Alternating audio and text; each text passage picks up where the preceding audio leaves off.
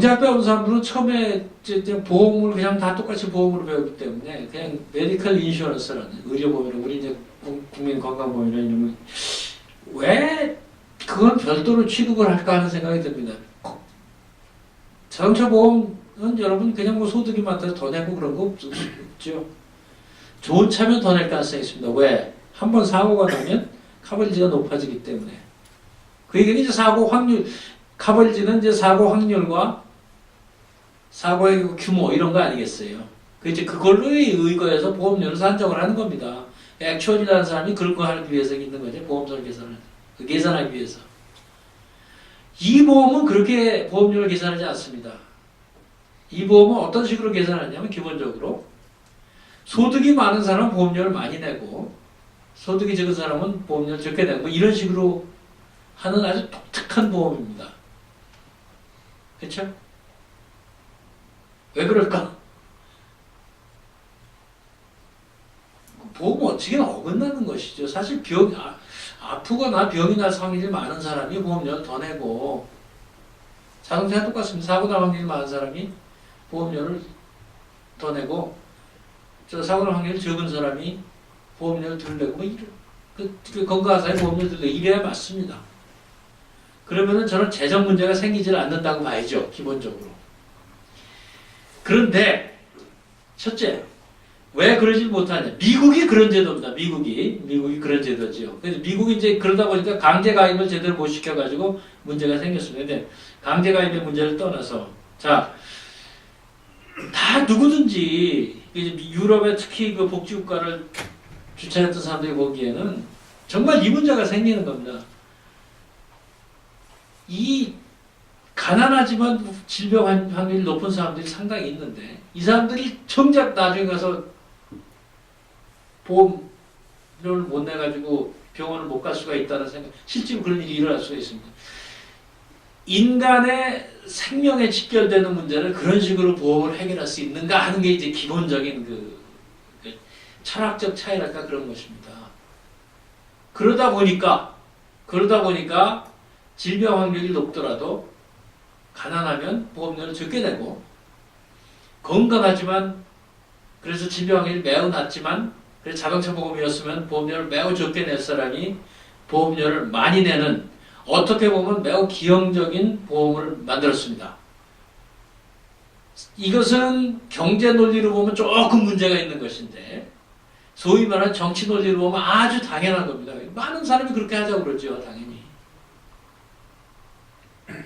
그러다 보니까 유럽에서는 벌써 제가 이제 공부를 할 때부터 한 30년 전부터 또는 제가 뭐 학회를 갈 때마다 나오는 것이 그 유럽의 그래도 수많은 문제가 나타나는 게 뭐냐면 소위 과다진료 뭐라 해서도 문제 그 다음에 의사들이 다 도망을 갑니다.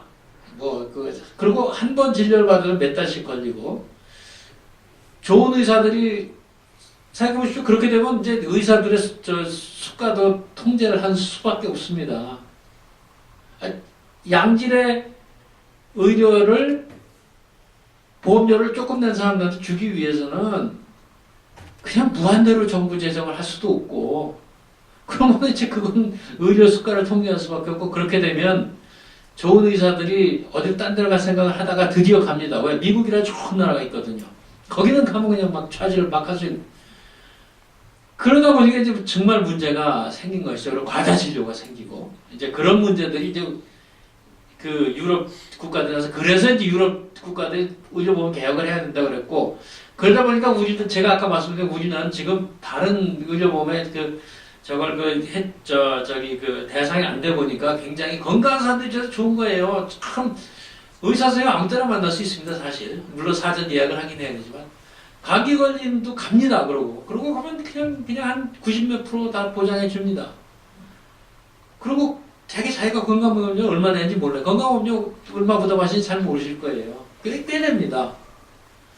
그 아무 돈이 아니라고 생각을 하고 길들여서 와 있는데 이제 건강보험 자기 일본 적자재정이 나니까 건강보험료를 끊임없이 올리니까 이제 불만이 나오기 시작한 게 우리 제도인데 그래서 이런 제도가 이제 근본적으로 문제가 된다 하니까 어떤 타협적인 안 비록 경제적으로는 아직도 조금 문제가 있는 아닐지 모르지만 경제 논리와 정치 논리에 접합하게 나온 것이 이제 아까 회장님 말씀하신 그런 겁니다. 베이식으로 깔아주는 건강보험이 국가보험으로 있고 그것에 추가로 되는 것은 자기 건강 상태에 따라서 추가로 하는 겁니다.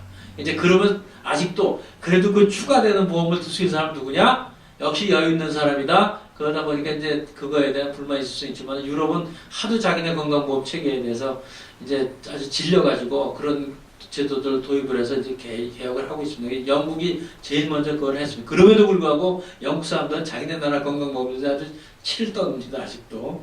근데 그래도 그렇게 이제 하고 있는데 우리나라도 그래서 소위 실손보험이 지금 들어와 있지요.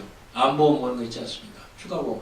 그런 것을 좀 활성화하자는 게 저희들의 주장입니다. 그러면은 이 문제가 어느 정도 해결이 될 것이고 그렇게 되면 이런 중증 왜냐하면 암보험이라는 것을 평소에 들어놓은 사람들 입장에서 보면 여기에 대한 부담이 줄어들지요. 그럼 국가가 그 4대 중증 질환에 저걸 해주는 부담도 또 줄어들고 뭐 이런 문제가 여러모로 해결될 수 있습니다. 그런데 역시 이제 아까 원론적인 그 아주 그 소위 말하는 의료사회주의를 주장하시는 분들은 아주 원론적인 그 평등한 의료권 이걸 굉장히 주장을 하시고 이것도 다 부자들을 위한 이 부자들과 이 큰 보험회사들이 짝짝꿍을 하고 하는 짓이라는 그 의심을 거두지 않는 게 사실인데 저는 회장님 같이 그런 방향으로 가지 않으면 우리 건강보험이 이제 조만간 국민적 저항에 부딪힐지도 모른다는 생각이 드는 게 이게 아니면 세금으로 걷든지 건강보험이 계속 올리고 있거든요 지금.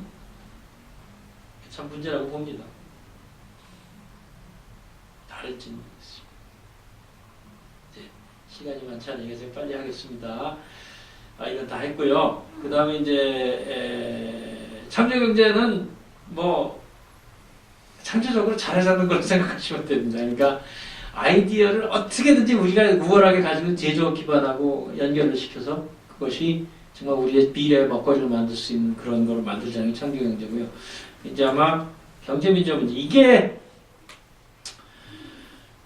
이제 지금 이게 제가 속해 있는 정무위원회에서 통과돼야 될 법들에 직접적으로 관련이 되는데 이게 이제 경제민주화라는 것이 광의로 보면은 헌법에 나오는 경제민주적 운영이라는 것은 기본적으로 아까 말씀드린 복지에 의한 소득 재분배, 소득의 그 격차를 줄이는 것 이것이 사실은 경제민주적 운영의 굉장히 중요한 부분인데 지금 우리가 말하는 경제민주화 논제는 아시다시피 그 기업 생태계, 그러니까 대기업, 중소기업 문제로 이렇게 그 문제입니다. 대기업, 중소기업 문제, 대기업의 횡포를 어떻게 줄이느냐, 뭐 이런 문제인데 그러다 보니 대기업의 횡포를 줄이냐는 문제를 한 걸음 더 나가서 재벌 구조에 대해서 좀 손을 봐야 되지 않느냐, 뭐 이런 것들까지 같이 뭐 재벌 구조 손 보는 것이 대기업, 중소기업 간의 관계를 상당히 격차를 완화시키는 데 도움이 되고 뭐 그래서 이제 얘기가 많이 나오고 있습니다. 근데 그러다 보니 어떻게 할 것이냐 이걸 가지고 이제 지금 문제가 많이 생긴 것이죠. 그래서 일단 제일 중요한 것들이 이런 겁니다. 제일 중요한 이 신규 수능 출산 금지하겠다는 거. 즉 그래서 이렇게 함으로써 그 꼬리 물기식으로 재벌의 지배 구조를 영속시키는 걸 막겠다는 거고요. 그다음에 의결권 행사 강화 문제. 그래서 실질적으로 몇 프로 안 되는 지분을 가지고 재벌기업 회장님들이 재벌기업으로 좌지우지하는 것을 실질적인 지분을 가지고 있는 국민연금이 들어가서 주주권 행사를 하겠다는 거.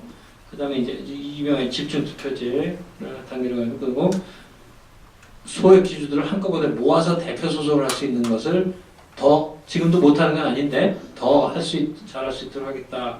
이게 이제 굳이 얘기하자면 재벌 지배 구조에 관계된